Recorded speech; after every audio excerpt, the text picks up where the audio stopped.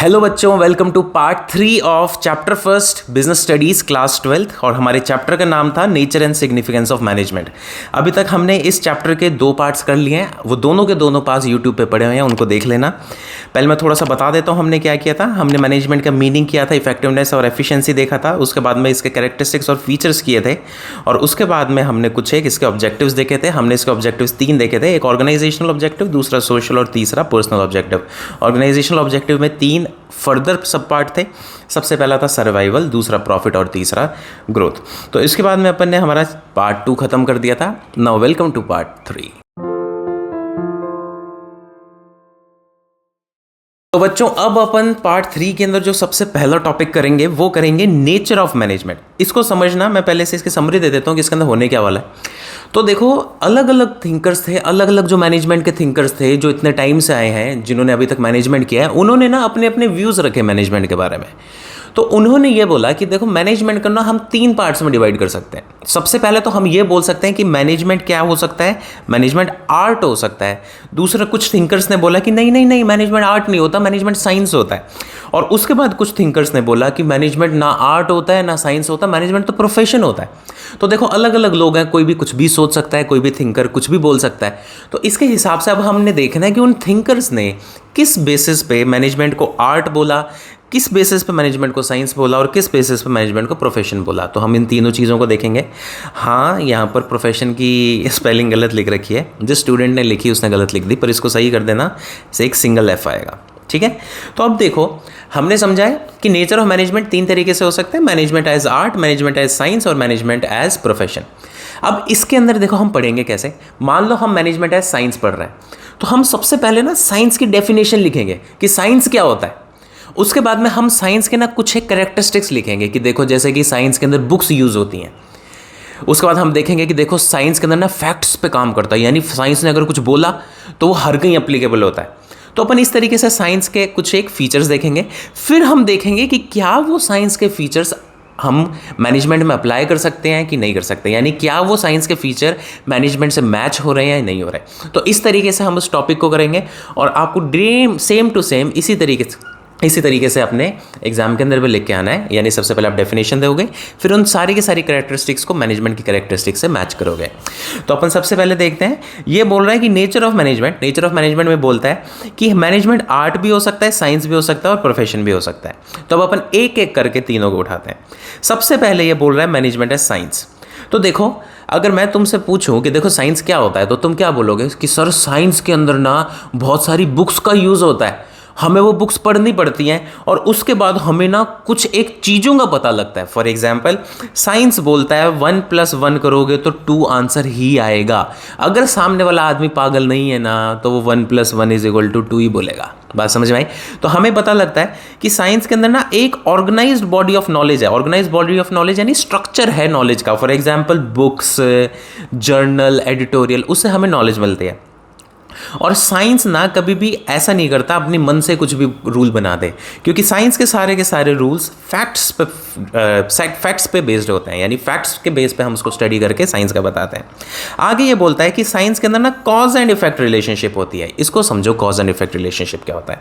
Cause and effect relationship बोलता है कि अगर एक्स होगा तो उसका रिजल्ट वाई ही आएगा। फॉर एग्जाम्पल, अगर आप आग जलाओगे तो आग जलेगी। फॉर एग्जाम्पल, अगर आप पानी को ज़्यादा ठंडा करोगे तो बर्फ़ बन जाएगी। तो यानी आप कोई एक्स चीज़ कर रहे हो जो कि आपका कॉज है, जिसके कारण आपका इफेक्ट वाई निकल के आता है। तो ये तो होगी हमारी साइंस की डेफिनेशन। अब हम देखते हैं कि जो साइंस के फीचर्स हैं वो मैनेजमेंट से मैच कर रहे हैं कि नहीं कर रहे हैं। तो सबसे पहला फीचर है systematic body of knowledge. Systematic body of knowledge मैं तुम्हें बता चुका हूं कि साइंस की जो भी नॉलेज है वो हमें बुक्स और अलग अलग जगहों से मिलती है। अब देखो, अब तुम्हारे भी मैनेजमेंट के अंदर बुक्स तो लगी हुई हैं, तो हमें ये समझ आता है कि जिस तरीके से साइंस में बुक्स लगती हैं, उसी तरीके से मैनेजमेंट में भी बुक्स लगती हैं जिनसे तुम पढ़ते हो। तो यानी ये वाला फीचर साइंस का मैनेजमेंट में फुल्ली प्रेजेंट है, हमारी तरफ से यस है। ठीक है, पहला फीचर समझ आ गया। अब हम दूसरा फीचर करेंगे। दूसरा फीचर कह रहा है कि principle are based on observation and experimentation, यानी आप चीज़ों को साइंस के अंदर ऑब्जर्व करते हो, एक्सपेरिमेंट्स करते हो लैब के अंदर, उसके बाद आपको उसका रिजल्ट निकल के आता है, उसके बाद आप उसके रूल्स बनाते हो। तो देखो ये बोलता है कि साइंस के रूल्स तो ऑब्जर्वेशन पे बेस्ड होते हैं। आप जैसा रूल बनाते हो वो रूल इंडिया में भी वही वैसा लगता है, यूएसए में भी वैसा लगता है। फॉर एग्जांपल अगर इंडिया के अंदर पानी ठंडा करेंगे तो बर्फ़ बनेगी, यूएसए के अंदर पानी ठंडा करेंगे तो बर्फ़ बनेगी। पर मैनेजमेंट में ना हम कोई रूल नहीं बना पाते। क्यों? क्योंकि मैनेजमेंट ना लोगों पे काम करता है, ह्यूमन बिहेवियर पे काम करता है। और आपको पता है कि ह्यूमन बिहेवियर बड़ा अजीब सा होता है, आप उसको प्रिडिक्ट नहीं कर सकते। तो यानी अगर आप मैनेजमेंट का कोई सा रूल बना भी दोगे ना, तो क्योंकि वो ह्यूमंस पे अप्लाई होता है तो आपको एग्जैक्ट सेम रिजल्ट नहीं देता। यानी हमारा जो रिजल्ट है मैनेजमेंट के अंदर रूल बनाने के बावजूद वो थोड़ा फ्लक्चुएट होता है। बात समझ में आई? तो यही बोल रहा है कि साइंस का तो सारे के सारे ऑब्जर्वेशन पे बेस्ड होते हैं, पर मैनेजमेंट ह्यूमन बिहेवियर पे लगता है, तो हम बिल्कुल ढंग से इसको समझ नहीं पाते। तो यानी कुछ कुछ चीज़ों को तो हम समझ लेते हैं मैनेजमेंट में, पर कुछ चीज़ों को हम समझ नहीं पाते। तो इसने यही बोला कि ये वाला जो फीचर है ना, ये पार्शियली है, यानी कभी कभी अप्लाई हो जाता है, कभी कभी अप्लाई नहीं होता। तो आपको एक चीज़ और याद रखनी है कि ये वाला जो हमारा सेकंड फीचर है ना, हम इसको एक शब्द में ये भी बोलते हैं कि जो मैनेजमेंट है ना, ये इनएग्जैक्ट साइंस है। इनएग्जैक्ट साइंस का मतलब ये है कभी तो अप्लाई हो जाती है और कभी अप्लाई नहीं हो पाती। ठीक है, अब हम करते हैं थर्ड फीचर साइंस का। तो देखो हमें ये अभी तक समझ आ चुका है कि साइंस का कोई रूल इंडिया में लगेगा तो वही रूल रशिया में लगेगा, वही रूल गोवा में लगेगा, वही रूल यूएसए में लगेगा। समझ में आई बात? तो हम ये देखते हैं कि साइंस के तो सारे के सारे रूल्स यूनिवर्सली एप्लीकेबल हैं, हर कहीं लग जाते हैं। पर हमें ये अभी तक समझ आ जाता है कि जिस तरीके से आप इंडिया के अंदर कंपनी को मैनेज करते हो, उस तरीके से आप यूएसए की कंपनी मैनेज नहीं कर सकते। जिस तरीके से आप एक अल्कोहल की कंपनी, दारू की कंपनी मैनेज करते हो, उस तरीके से आप एक एजुकेशन इंस्टीट्यूट मैनेज नहीं कर सकते। यानी आपके रूल्स चेंज होते रहते हैं। यानी साइंस के रूल्स तो फिक्स हैं, यूनिवर्सली एप्लीकेबल हैं, पर मैनेजमेंट के रूल्स फिक्स नहीं है, वो यूनिवर्सली एप्लीकेबल नहीं है। तो इसलिए हमने बोला कि these rules keep on changing from place to place. इसलिए हम ये बोलते हैं कि this feature is not present in management. यानी अगर मैं साइंस की समरी दूं तो साइंस के अंदर कितने प्रिंसिपल्स किए हैं हमने अभी तक? 3 प्रिंसिपल किए हैं जी। तो 3 प्रिंसिपल में सबसे पहला प्रिंसिपल तो फुल्ली प्रेजेंट है, ओके। दूसरा जो फीचर है वो पार्शियली प्रेजेंट है, यानी 50-50 प्रेजेंट है। और जो तीसरा फीचर है वो प्रेजेंट ही नहीं है। बात समझ में आई? तो यहां पे हमारा साइंस, मैनेजमेंट एज साइंस खत्म हो गया। अब अपन करते हैं मैनेजमेंट एज आर्ट। तो देखो आर्ट, अगर मैं आपसे पूछूं कि कला क्या है, तो आप बोलोगे कि सर कला यानी आर्ट एक ऐसी चीज है जिसमें आर्टिस्ट को खुद की क्रिएटिविटी, खुद का दिमाग लगा के कोई नई चीज बनाता है वो। फॉर एग्जाम्पल अगर मान लो आप पेंटर हो, तो अगर मैं आपको एक ट्री जैसी चीज, बिल्कुल सिंपल सी चीज भी बनाने को बोलूंगा ना, तो आप और आपका फ्रेंड वो सेम ट्री नहीं बनाएंगे। देखना कोई ना कोई चेंज होगा। क्यों चेंज होगा? क्योंकि आपने खुद की क्रिएटिविटी लगाई, आपके फ्रेंड ने उसकी क्रिएटिविटी लगाई, दोनों अपनी अपनी क्रिएटिविटी लगा रहे हैं, क्योंकि आप दोनों बहुत भयंकर कलाकार, आर्टिस्ट हो यार। तो ऐसे केस में हमें पता लगता है कि आर्ट के अंदर हमें खुद की क्रिएटिविटी, इमेजिनेशन लगानी पड़ती है। पर एक चीज़ आप याद रखना कि अगर आपको खुद की इमेजिनेशन लगानी है ना, तो उससे पहले कुछ बेसिक नॉलेज तो सबको लेनी पड़ती है। फॉर एग्जाम्पल अगर आप भी फाइन आर्ट्स ले रहे हो, अगर मान लो स्कूल के अंदर आपने अपना नेक्स्ट सब्जेक्ट फाइन आर्ट्स लिया, फिजिकल एजुकेशन फाइन आर्ट्स में फाइन आर्ट्स लिया, तो ऐसे केस में किताब लगती है ना जो आपको बेसिक नॉलेज देती है। तो उसी तरीके से आप एक पहले तो बेसिक नॉलेज लेते हो, उसके बाद में उस बेसिक नॉलेज पे खुद की क्रिएटिविटी, इमेजिनेशन लगाते हो। इसे हम बोलते हैं आर्ट। तो देखो आर्ट की डेफिनेशन में यही बोल रहा है कि सबसे पहले आपके पास एक सिस्टमैटिक बॉडी ऑफ नॉलेज होता है जिससे आपको एक बेसिक नॉलेज मिलती है किसी भी चीज़ की।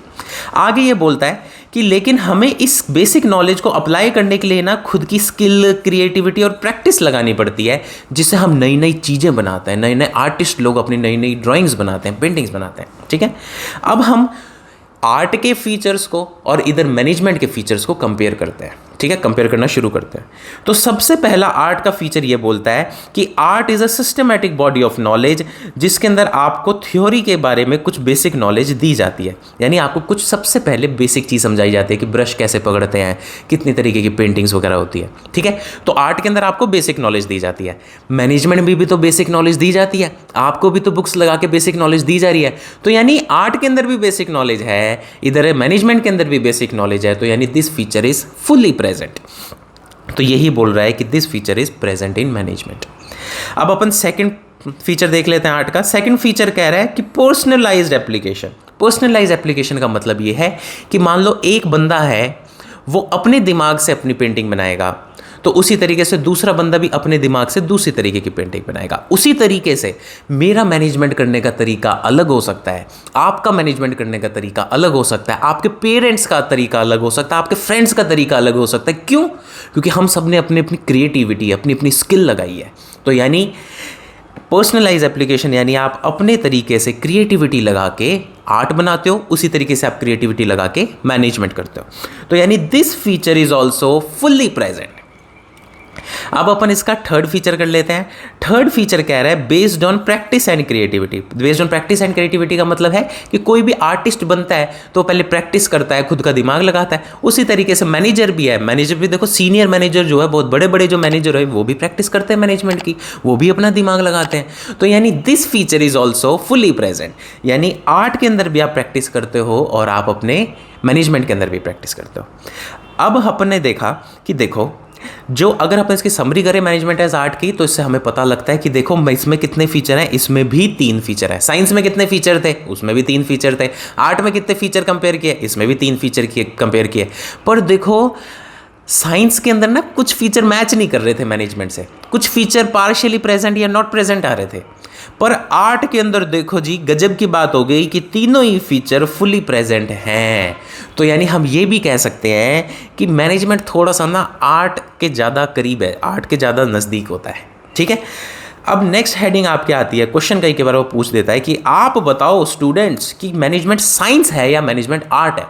तो हम अभी तक समझ चुके हैं कि मैनेजमेंट साइंस भी है क्योंकि उसके कुछ फीचर हैं, मैनेजमेंट आर्ट भी है क्योंकि उसके कुछ फीचर हैं। पर थोड़ा सा इस मैनेजमेंट का इंक्लिनेशन ना आर्ट की तरफ ज़्यादा है क्योंकि उसके सारे फीचर मैच करते हैं। बात समझ आई? तो हमने ये लिखा है कि management both art and science है क्योंकि कुछ साइंस के फीचर्स मैच करते हैं और कुछ आर्ट के फीचर मैच करते हैं। अब अपन आ गए हैं आज के पार्ट के बिल्कुल आखिरी टॉपिक पे, जिसमें बात हो रही है मैनेजमेंट एज प्रोफेशन की। तो देखो अपन सबसे पहले ना प्रोफेशन समझते हैं कि प्रोफेशन होता क्या है। तो देखो अगर मैं तुम्हें बोलूं कि डॉक्टर कौन है, प्रोफेशनल है या नहीं होता, तो तुम बोलोगे सर डॉक्टर तो प्रोफेशनल होता है। ठीक है जी। मैंने बोला कि टीचर जो होते हैं वो भी प्रोफेशनल होते हैं, तुम बोलोगे हाँ जी सर टीचर भी प्रोफेशनल होते हैं। तो इससे हमें ना प्रोफेशन की डेफिनेशन समझ आती है कि प्रोफेशन क्या होता है। कि प्रोफेशन के अंदर ना हर कोई, जैसे डॉक्टर ने डॉक्टर बनने के लिए पढ़ाई करी है, टीचर ने टीचर बनने के लिए पढ़ाई की है, इंजीनियर ने इंजीनियर बनने के लिए पढ़ाई की है। तो सबसे पहली चीज़ हमें समझ आ गई कि इसके अंदर भी किताबें लगती हैं, इसके अंदर भी एक नॉलेज का सोर्स होता है जिससे आपको नॉलेज मिलती है। उसके बाद आप क्या करते हो, आप एक ना ऑर्गेनाइजेशन का हिस्सा बन जाते हो जिसमें हर कोई बंदा एंट्री नहीं ले सकता। फॉर एग्जाम्पल अपन कॉमर्स वाले बंदे हैं, क्या हम डॉक्टर बन सकते हैं? क्या नहीं बन सकते। क्यों? क्योंकि डॉक्टर के प्रोफेशन की एंट्री रिस्ट्रिक्टेड है, हर कोई ऐरा गैरा डॉक्टर नहीं बन सकता।